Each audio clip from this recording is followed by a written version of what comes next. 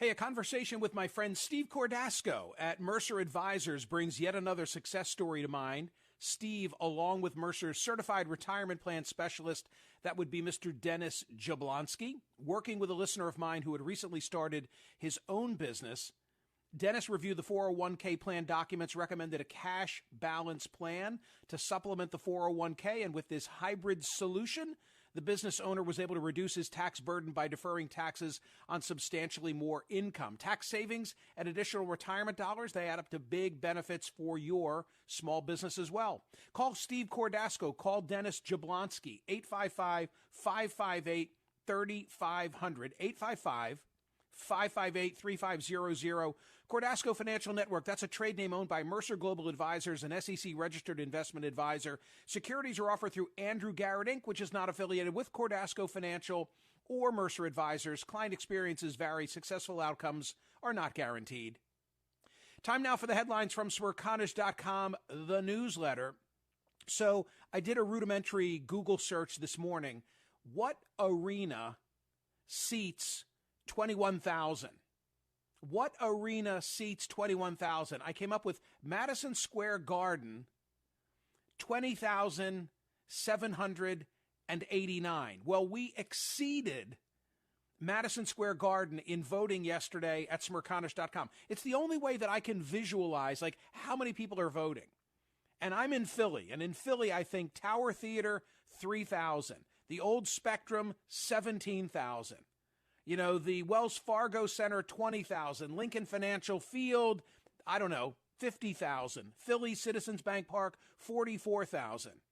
We pulled a Madison Square Garden, which is huge voting yesterday. What was the issue?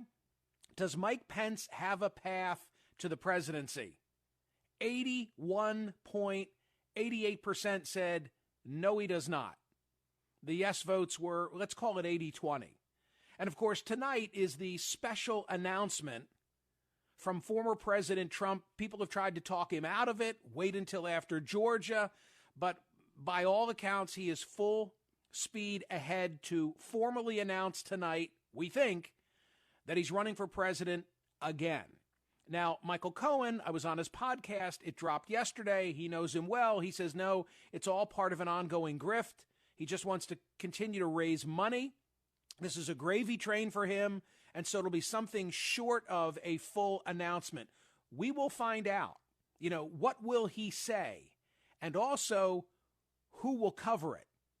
Today's poll question at Smerconish.com, should, not will, should the cable news outlets cover Donald Trump's special announcement live? We're going to do it live. I saw that in the wide world of news today, Mark Halpern, he reports the following. He says, I suspect he will get very little live coverage for his event this evening, which reflects all sorts of dynamics, but is unusual for a major presidential candidate, including one who has actually been victorious in a White House run in the past. Yeah, I mean, I agree with what I think Mark is saying, and of course, I'll talk to Mark tomorrow about it, but on the surface, you've got a former president of the United States now announcing he's running again. And I'm leaving out the broadcast networks. I'm not talking about NBC. I'm not talking about ABC or CBS. I'm talking about Fox and CNN and MSNBC. I think by rights, you're a cable news outlet. You cover it.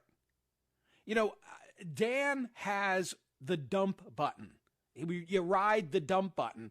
I don't even know what circumstances would cause us to have to use the dump button. But when I was in terrestrial radio, if somebody cussed, if somebody said one of George Carlin's 7 dirty words, I think it's 7, somebody would have to hit the dump button. I suspect that the approach tonight will be to ride the dump button. That they'll take just enough that they can say that they covered it, but they'll have panels standing by, to jolly stomp on him, depending on what he says. 9 o'clock Philly time, 9 o'clock Eastern time tonight. Now, with regard to the looming Trump candidacy, this is really interesting. I have spoken here on POTUS about how the conservative media have come for Trump, and now it's the conservative Club for Growth that have come for Trump, because they have just released a survey, a Club for Growth poll, a reputable pollster, showing Ron DeSantis crushing Donald Trump. But it comes with a very big caveat that I shall explain. The Politico coverage, because they had it first. Club for Growth steps on Trump relaunch with polls showing DeSantis beating him. Here's some of Politico's coverage.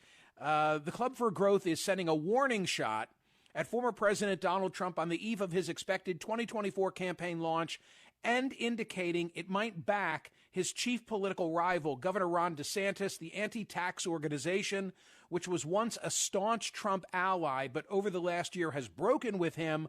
On Monday, provided Politico with a polling memo showing the former president trailing DeSantis by double digits in one-on-one matchups in Iowa and New Hampshire, the first two states on the GOP nominating calendar. The survey also shows DeSantis leading Trump by a wide margin in Florida, their shared home state, and Georgia, which is holding a December 6th runoff for one of its Senate seats. Then it says the club's decision to move against Trump, part of a rising tide of dissent within the GOP, according to the polling memo, which is based on survey data conducted November 11 through 13. So they've just concluded this survey. Here are the numbers. DeSantis leads Trump by 11 percentage points in Iowa and by 15 points in New Hampshire. Those numbers represent an improvement for DeSantis since August, when previous Club for Growth polling found Trump with a 15-point lead in Iowa, while the two were tied in New Hampshire. The memo also says DeSantis leads Trump by 26 points in Florida, 20 in Georgia. I'm saying this rapidly. Let me just slow down. Ron DeSantis leads Donald Trump by 20 points in Georgia, 26 in Florida. In August, DeSantis led Trump by 7 in Florida, 6 in Georgia. The polls were conducted by Republican firm WPA Intelligence, and they surveyed likely GOP voters. I did say there was a footnote or caveat, did I not? And here it is, because you kind of got to take it with a grain of salt. I'm holding up in front of my hand, for the benefit of a YouTube audience, the result of the memo, or the contents of the memo pertaining to the poll. And what does it say? DeSantis X, Trump Y. It's a one-on-one, and it doesn't show a fractured field. So this confirms, I have no doubt in the accuracy of these numbers. I have no doubt in the accuracy of these numbers. But is Ron DeSantis ever going to get Donald Trump on a stage one-on-one? Certainly not at the outset. Certainly not at the outset. Is he going to be able to keep Glenn Youngkin off the stage? Is he going to be able to keep Chris Christie off the stage and anybody else who sees themselves as a president? That's the issue. I could see a situation where there's a multi-candidate field, and maybe much more quickly than it did in 2016, which was the last time that we had a contested Republican situation, then it narrows as things get underway. But that's the issue. That's the dynamic. DeSantis beats Trump, according to this data, and I believe it, one-on-one. But does he ever get Trump in a one-on-one matchup? Tonight is going to be a really interesting political evening, just when we put the midterms behind us. So let's move on now to the non-presidential news of the day. There's a lot of really interesting stuff at Smerconish.com. And there was yesterday as well, some headlines that I just didn't get to. TC, I love that yesterday we had a story about the market value, meaning the auction market value of a glove given by Babe Ruth, a baseball glove personally donated by Babe Ruth to St. Louis Browns third baseman Jimmy Austin, which sold Saturday at the Louisville Slugger Museum and Factory auction for $1.53 million, shattering the record for a baseball glove. Today at Smerconish.com, someone just paid more than $200,000 for a pair of old Birkenstocks. Now, if you've not already heard me say this and you've not read the story at Smerconish.com, if I said to you because I have somebody in mind. If I said to you, whose Birkenstocks would sell for more than $200,000, like what would be the first name that would pop into your head? It would have to be some kind of rocker, like the Grateful Dead. Okay, good, TC. Look at you. Well, hey, you have me listening to them. This is what this is what we do now. Okay, so come on, close the loop. It would be Jerry Garcia. Jerry Garcia's. Yes, but they're not. I know, but I'm so cool right now. No, but yeah, it would be. It would. I could see somebody laying out $200,000 for Jerry's Birkenstocks, and then the question is, do you wear them? They're cool because Birkenstocks conform to your feet.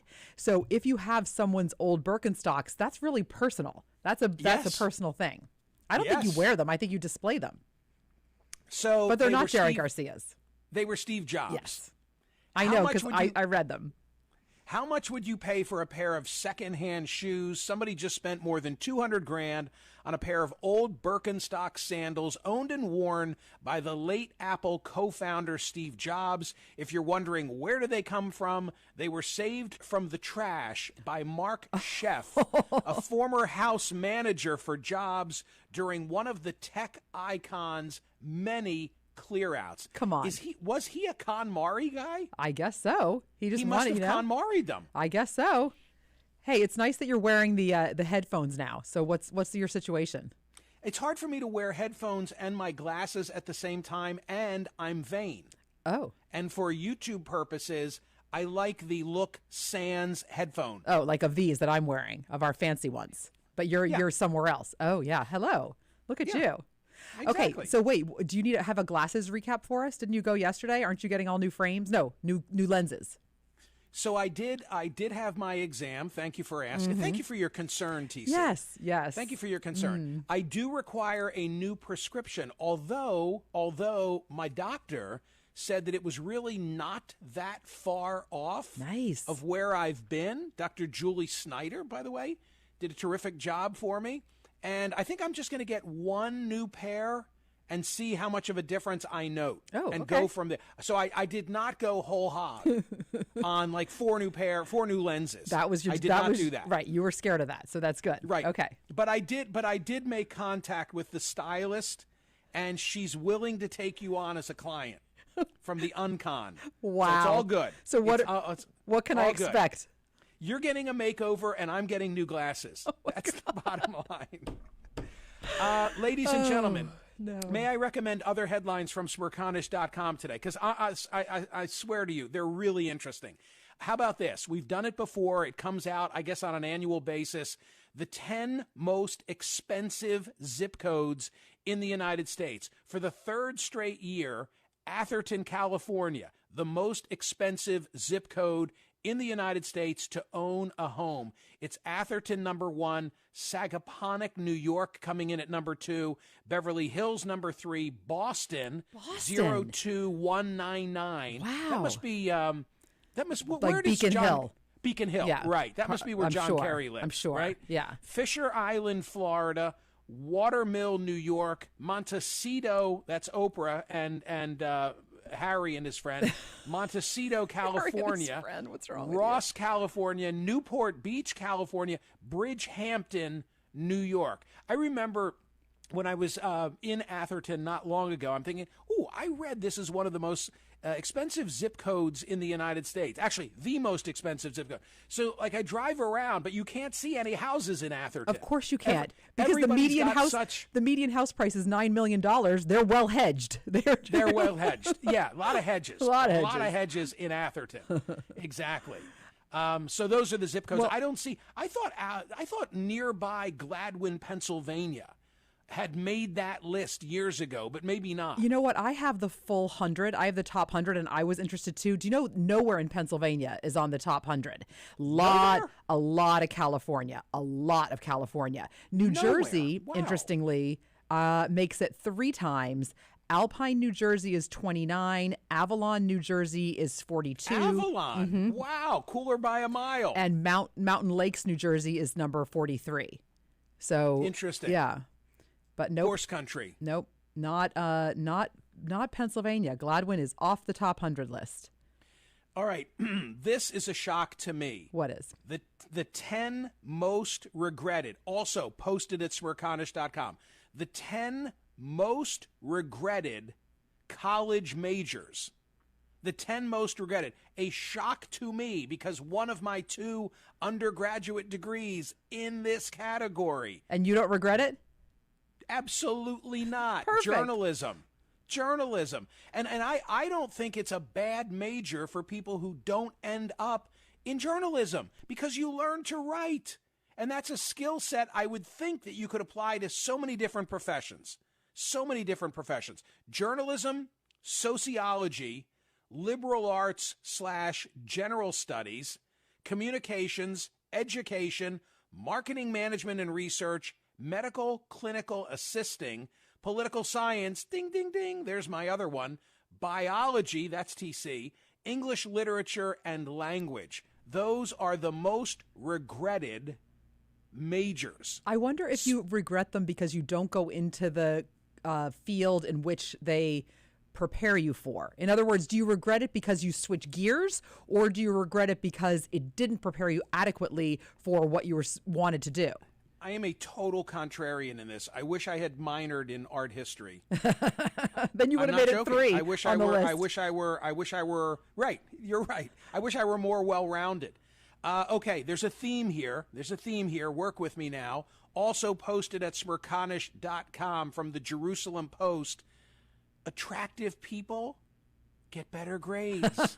If life is a game, some people appear to have the rules written for them. A new study shows that one's level of attractiveness correlates with the quality of grades students earn in their coursework. This is the Lund University in Sweden, so it must be legit. They identified factors in the correlation of receiving high marks and the physical beauty features associated with students in non-quantitative subjects, which brings me to this, because she must have gotten good grades. Giselle, jiu-jitsu. No. Who knew? They had dinner. They're friends. TC, everyone calm down. Did you see that wrestling around on the mat? It's jiu-jitsu. That's what you do. Oh, because a lot of rubbing and wrestling and sweat. You're serious? You're kidding, right? This is. Well, I'm by the way, we it. haven't talked about this in a while. This goes back to your thing about how there's one reason you work out at the gym. No, there's one reason you work out at the gym. Blah blah blah. I work out at home. Thank you very much. I know, but your point is that you work out at the gym because of the rolling around, sweating, grunting situation. Hi. Do you remember years ago we had an interview with a gym grunter who was thrown out of his gym? I do remember that. And we played asked the audio. him to. Yeah, exactly. The reason that I am doubtful, all kidding aside now, there's a story about Giselle furiously denying that she is dating her jiu-jitsu trainer, Joaquim Valente.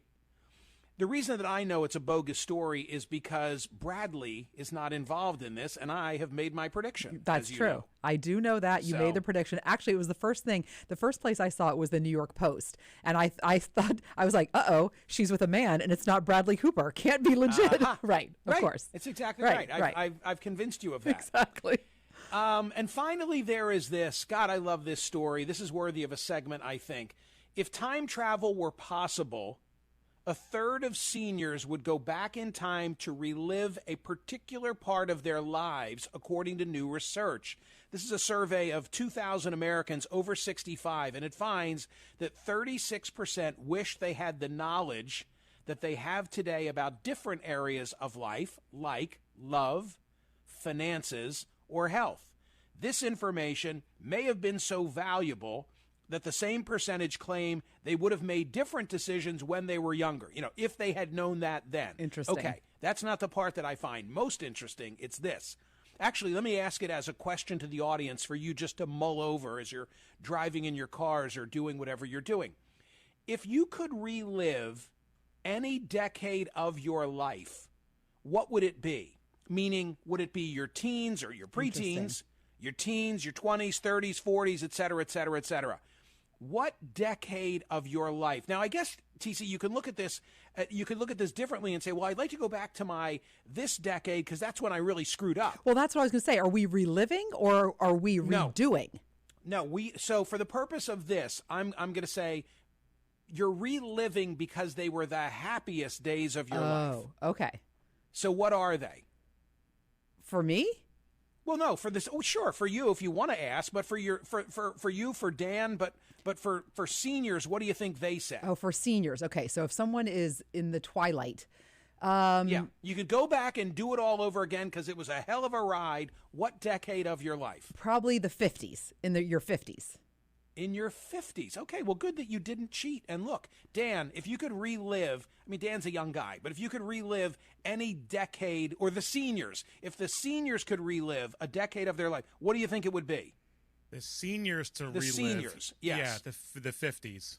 50s. I would say the 50s Yeah. was a poppin', rockin' good time. Oh, were you right. were you talking about the 50s, like the 1950s, or the age 50s? I was talking about the age 50s. Age, yeah, Oh, okay, age, okay. age. So we're all on the same page. Yes. Okay. Yes. So your life when you were in your 50s. Yes.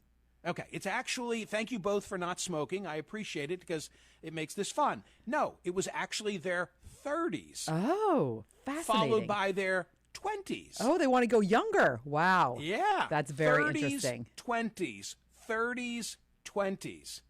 It's kind of interesting because, if you have kids, when you're in your 20s, you're not really enjoying the benefit of your kids. And when you're in your 30s, the kids are young.